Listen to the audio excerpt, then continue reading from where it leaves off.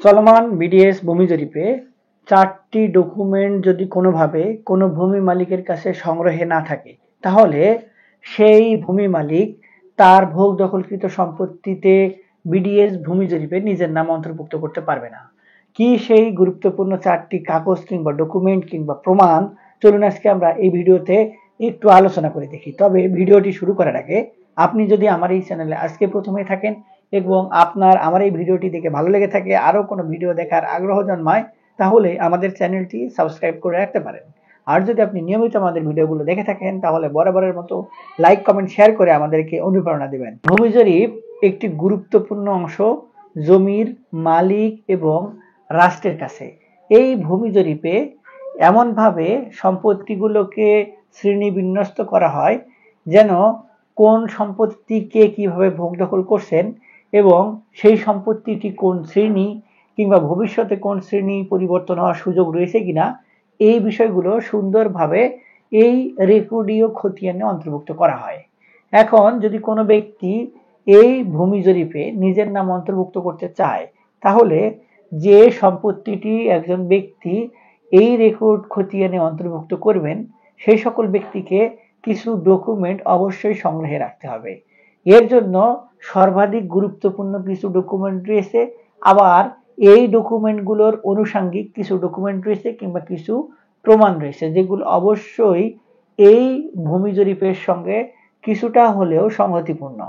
এখন যে গুরুত্বপূর্ণ ডকুমেন্টগুলো রয়েছে, এর মধ্যে সর্বাধিক গুরুত্বপূর্ণ হচ্ছে সম্পত্তির দলিল। এখন একজন ব্যক্তি একটি সম্পত্তির অনুকূলে নিজের নাম রেকর্ডীয় খতিয়ানে অন্তর্ভুক্ত করতে চাচ্ছেন, কিন্তু তার কাছে যদি সম্পত্তির কোনো দলিল না থাকে, তাহলে শুধুমাত্র ভোগ দখল সূত্রে তিনি কি কোনোভাবে সম্পত্তিতে নিজের নাম এই বিডিএস ভূমি জরিপে অন্তর্ভুক্ত করতে পারবেন? এটি সম্পর্কে স্পষ্ট বার্তা দেয়া আছে। সম্পত্তির মালিক নয় এমন ব্যক্তি সম্পত্তি ভোগ দখল করলে তাকে কোনোভাবেই সম্পত্তির অনুকূলে ভূমি জরিপে অন্তর্ভুক্ত করে দেওয়া হবে না। অরিজিনাল মালিক যদি পাওয়া যায়, তাহলে তাকে সম্পত্তির অনুকূলে ভূমি জরিপে নিজের নাম অন্তর্ভুক্ত করে দেওয়া হবে। আর যদি মালিক খুঁজে না পাওয়া যায়, তাহলে সেই সকল সম্পত্তি কিংবা জমি খাস খতিয়ানভুক্ত করে দেওয়া হবে। এখন দলিল কিছু শ্রেণীবিন্যাস রয়েছে। এক, ক্রয় বিক্রয় সূত্রে হস্তান্তরযোগ্য যে দলিল সেটি, এবং এক্ষেত্রে অবশ্যই সেই দলিলটির অথেন্টিসিটি থাকতে হবে এবং যার কাছ থেকে সম্পত্তিটি নেওয়া হলো দাতা, তিনি যে সম্পত্তির অরিজিনাল মালিক সেটিও আবার হতে হবে। তিনি যেন কোনোভাবে সম্পত্তির ভুয়া মালিক, জবরদখলকারী কিংবা তিনি সম্পত্তি অর্পিত রেখেছিলেন, এই ধরনের কোনো ঘটনা না থাকে। তিনি রাষ্ট্র কিংবা সম্পত্তির মালিক থেকে স্বীকৃতিপ্রাপ্ত মালিক হয়ে পরবর্তীতে আপনারা যারা তার কাছ থেকে সম্পত্তি হস্তান্তর করে নিয়েছেন, সেই সকল ব্যক্তির কাছে একটি হস্তান্তরযোগ্য দলিল তৈরি করে দিতে হবে। এবং এই দলিলটির পরে আরেকটি গুরুত্বপূর্ণ দলিল হচ্ছে বাটোয়ারা দলিল। যদি প্রয়োজন হয়, তাহলে এই বাটোয়ারা দলিল অবশ্যই সংগ্রহে রাখতে হবে। এবং ওয়ারিশান সম্পত্তির ক্ষেত্রে এখন যেটি সবথেকে গুরুত্বপূর্ণ, যদি কোনো ব্যক্তি সম্পত্তি ওয়ারিশান ভিত্তিতে পায়, তাহলে তাকে অবশ্যই নিজেদের মধ্যে ওয়ারিশান বন্টন দলিল করতে হবে। তাছাড়া কোনো ব্যক্তি আর সম্পত্তির অনুকূলে নিজের নাম রেকর্ডীয় খতিয়ানে অন্তর্ভুক্ত করতে যদি আসে এবং বলে এটি আমার ওয়ারিশান সম্পত্তি, সর্বপ্রথম তাকে সম্পত্তির অনুকূলে ওয়ারিশান সনদ দেখাইতে হবে। তারপরে সেই সনদে উল্লেখিত ব্যক্তিদের সমন্বয়ে একটি বন্টন দলিল অবশ্যই থাকতে হবে এবং এই দলিলটি শুধু থাকলেই হবে না, সেটি অবশ্যই সাব রেজিস্ট্রি অফিসে নিয়ে গিয়ে রেজিস্ট্রেশন করে নিয়ে তারপরে সংগ্রহে রাখতে হবে। এরপরে হেবা দলিল রয়েছে, দানপত্র দলিল রয়েছে, উইল রয়েছে। তবে এগুলো সবগুলো দলিলই একজন অরিজিনাল মালিকের থেকে হস্তান্তর করে তারপর যারা ভোগ দখল করছেন তাদের নামে অবশ্যই হতে হবে এবং এই সকল দলিল যেন কোনোভাবে ভুয়া প্রমাণিত না হয় কিংবা কেউ যেন প্রতারণার আশ্রয় না নেয়, এই বিষয়ে কঠোর নির্দেশনা প্রদান করা হয়েছে। এরপরে 2 নম্বর যে ডকুমেন্টটি রয়েছে সেটি হলো সম্পত্তির অনুকূলে নামজারি। এখন আপনাদের কাছে সম্পত্তির দলিল রয়েছে, সম্পত্তি ভোগ দখল করছেন, কিন্তু আপনাদের নামে সম্পত্তির নামজারি করা নেই। সম্পত্তি আগে যিনি মালিক ছিলেন তার নামেই নামজারি করে রাখা আছে। এখন এই ধরনের ঘটনা যদি হয়, তাহলে কিন্তু সমস্যা। এবং শুধুমাত্র দলিল দিয়ে কোনোভাবেই সম্পত্তির অনুকূলে আপনারা রেকর্ডীয় খতিয়ানে নামজারি ছাড়া ডাইরেক্ট নাম অন্তর্ভুক্ত করতে পারবেন না। তাহলে অবশ্যই সম্পত্তির দলিল থাকতে হবে এবং এই দলিলের ভিত্তি ধরে আপনাদেরকে সম্পত্তির অনুকূলে পরবর্তীতে নামজারি করে নিয়ে সেই নামজারির যে কাগজটি সেটি আপনাদেরকে সংগ্রহে রাখতে হবে।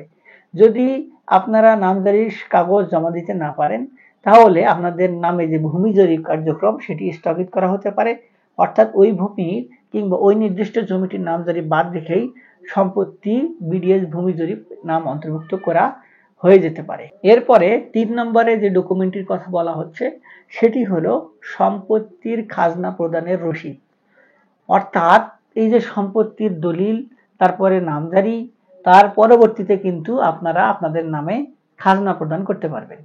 এখন সম্পত্তি আপনি যেদিন থেকে মালিকানা লাভ করেছেন, তারপরে নামজারি করেছেন এবং নামজারির পরে আপনাকে ঠিকঠাক মতো খাজনা পরিশোধ করতে হবে। এখন যদি এমন হয় সম্পত্তির আপনি 1 বছরের মধ্যে সম্পত্তি ক্রয় করেছেন, এখন নামজারি করে তারপরে আপনি খাজনা দেওয়ার সময়ই পান নাই কিংবা খাজনা দেওয়ার আপনার সময় হয় নাই।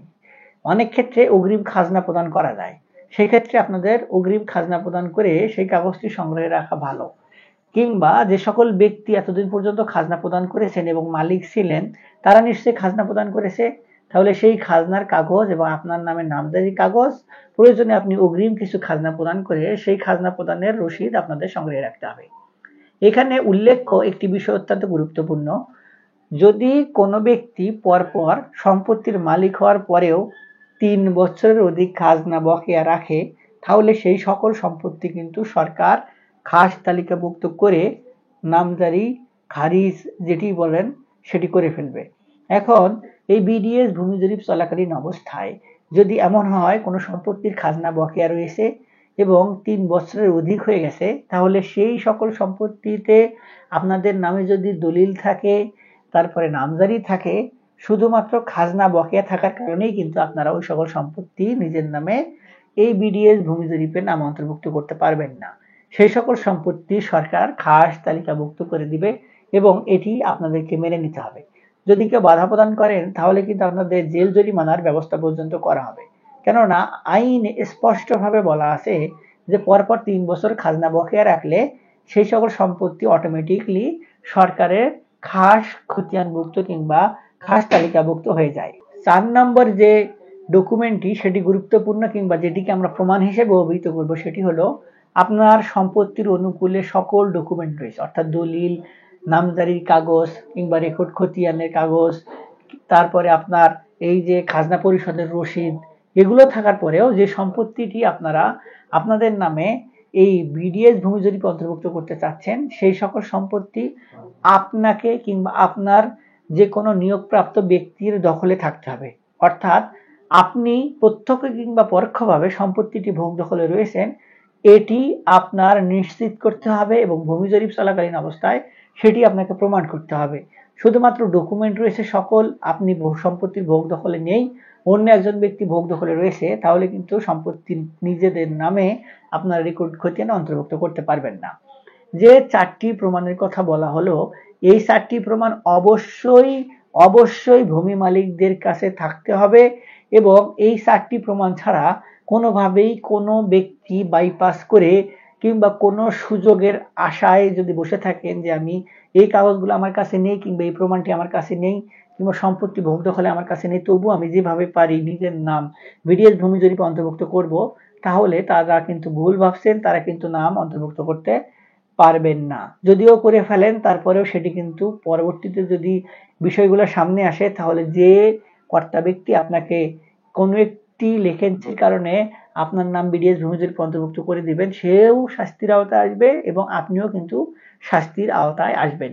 এবং এই ডকুমেন্ট কিংবা প্রমাণগুলোর সঙ্গে আরো আনুষঙ্গিক অনেক কিছু রয়েছে, যেমন ধরুন যে ওয়ারিশান সনদ উত্তরাধিকারী সম্পত্তির ক্ষেত্রে, তারপরে আপনার যে সম্পত্তিটি আপনার এই যে বিডিএস ভূমি জরিপ অন্তর্ভুক্ত করতে চাচ্ছেন সেই সম্পত্তিটি অবশ্যই এই বিডিএস ভূমি জরিপ চলার আগেই মেপে ঝোঁকে কে কোন পাশে কিভাবে রয়েছে, আপনার সম্পত্তি যতটুকু থাকার কথা ততটুকু ঠিকঠাক রয়েছে কিনা সেটি প্রস্তুত করে রাখতে হবে, সঙ্গে আইল বা সীমানা যেটি সেটি ঠিকঠাক করে প্রস্তুত করতে হবে, তারপরে আপনার পারলে আপনার ওই সম্পত্তির অনুকূলে মৌজায় সেই মৌজা ম্যাপ আপনাদেরকে সংগ্রহ করে রাখার কথা বলা হয়েছে।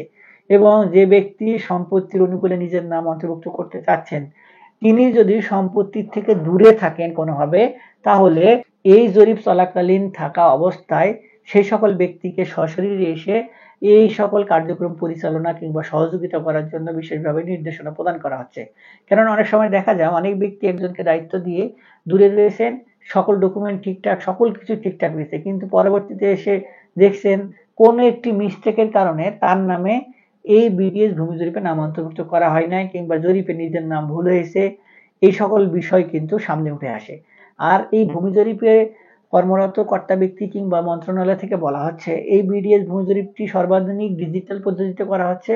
এটি ড্রোনের মাধ্যমে এবং স্যাটেলাইটের সহযোগিতা নিয়ে জমির আকার পরিবর্তন, পরিমার্জন যেভাবে হোক না কেন করে সম্পত্তির নাম কিংবা সম্পত্তি দেখা হবে যে এই সকল ব্যক্তির নামে এত শতাংশ এই দাগে এই জায়গায় রয়েছে। এখন দেশের বাইরে কিংবা দূরে যারা রয়েছে তারাও কিন্তু এখন অ্যাপস এর মাধ্যমে অনলাইনে থেকেই কিন্তু দেখতে পারবেন যে এইটুকু সম্পত্তি আমার নামে জরিপে অন্তর্ভুক্ত করে দেওয়া হচ্ছে। কোনো সংযোজন পরিমার্জন হলে তারা অনলাইনের মাধ্যমে আবেদন করে সেটি সংশোধন করার সুযোগ পাবেন। এই যে বিষয়গুলো, এই বিষয়গুলো অত্যন্ত গুরুত্বপূর্ণ। সঙ্গে এই 4টি প্রমাণ কিংবা ডকুমেন্ট অবশ্যই ভূমি মালিকদেরকে সংগ্রহে রাখতে হবে, তাছাড়া কিন্তু ভূমি জরিপে নিজের নাম অন্তর্ভুক্ত করতে পারবেন না।